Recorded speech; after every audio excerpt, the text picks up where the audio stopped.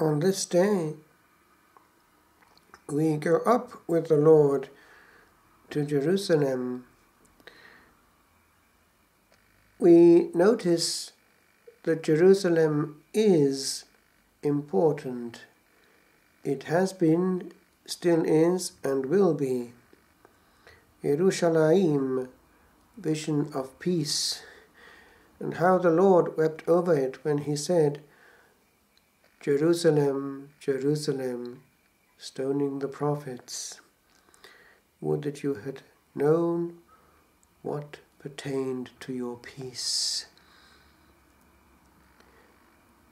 The Lord comes as the King of peace, sitting upon this peaceful animal, the ass, the donkey, reminding us also of the flight away from the Holy Land to Egypt. He came to conquer, not as many of the Jews had hoped, freeing them from political suppression and oppression. He came to conquer with the arms of light and truth. The force of Christianity is very different from that of another faith which is important in Jerusalem, Islam. They have other means of conquering, but that kind of conquering has the value that it has. Benedict XVI commented at Regensburg that truth had no need of any other court of appeal than its own force to convict. And he was referring precisely to this other element which came in with the movement of Islam, that they were making appeal to something outside the mind, outside the will, that is force. It does not convict. The Lord is always in full command when he is answering both the Jews and Pilate. It is interesting to see how he is hailed by the Anawim, the poor and the children. Very quickly, that jealousy which Pilate also detects comes out because he is seen to be a threat to the status quo. The people in authority feel that this gentleman is going to take away their own role and indeed their own popularity. And so they themselves stir up certain elements of the populace, and it is not that long before we hear, instead of Hosanna, which means save, crucify him. Hosanna is a powerful form of the verb to save, and it is a cry which comes in Matthew and Mark, but in Luke we notice that the word glory comes in, and he avoids words which are not familiar to his Hellenistic, his Greek readers. Also, the notion of the progressive conquering of a king in the terms of Zechariah, who is quoted by other evangelists, is not explicitly referred to by Luke. He is more aware than the others of the huge context of the gospel, that it will be passing into very much non-Jewish hands.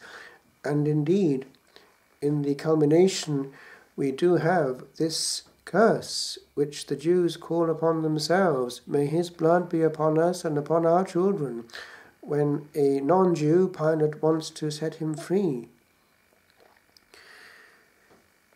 And it was not long after that that the holy city was destroyed.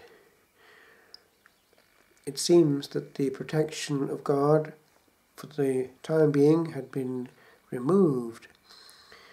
It will be interesting to see what becomes of Jerusalem as the generations proceed. It is still very much a centre of political tension right now. With regard to our conquering king, if he chose this kenosis, this emptying of himself, of which the apparently liturgical chant of Philippians, he emptied himself, speaks, then it is a lesson to all his followers.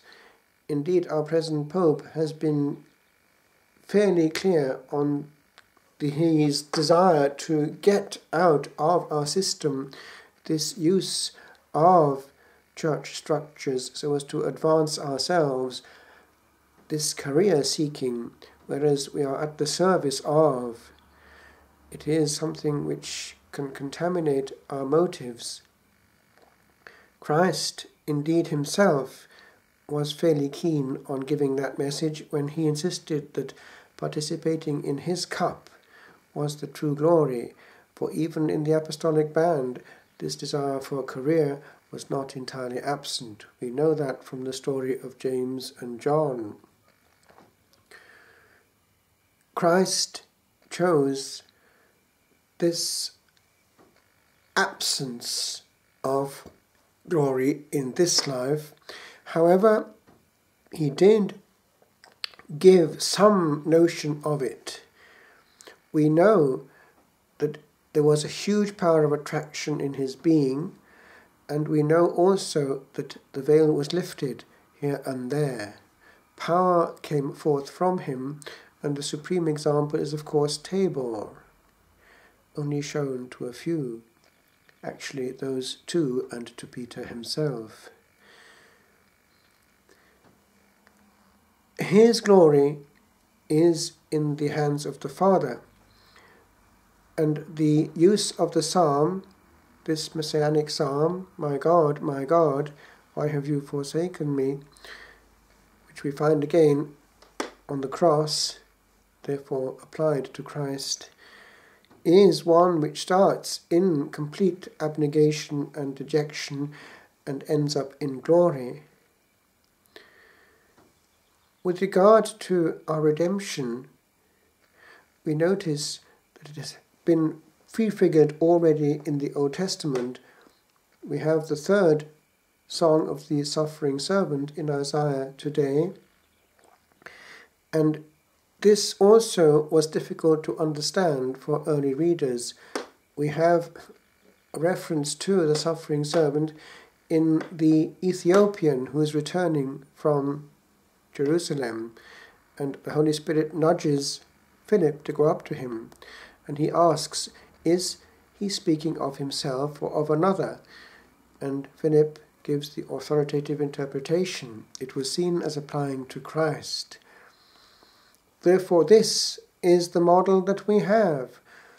Why should we be so concerned about our glory, about even our material and human success, when actually success in the eyes of God is of a different order? Success is our relationship with Him and our degree of charity. It is not exactly what is regarded as the maximum in this world. And indeed, it can be in inverse proportion to success in this world. Does the limelight often increase charity? Does success in this world upbuild in grace? Well, the truth is quite often no. And we find more freedom for God to act in the Anawim and in the children, the simple people, the ones who did acclaim spontaneously the Son of David.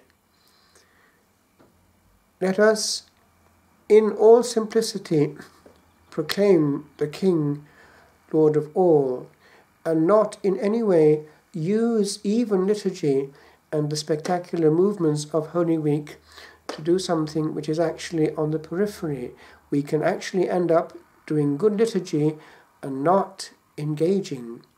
It is kind of important that this Holy Week be a week of intimacy, so that step by step, in the simplicity of silence and adoration and Lectio Divina, we console the Lord as his intimate friends, greeting him above all with our heart. It is dangerous when we do too many things for God and miss God, even in the things of God.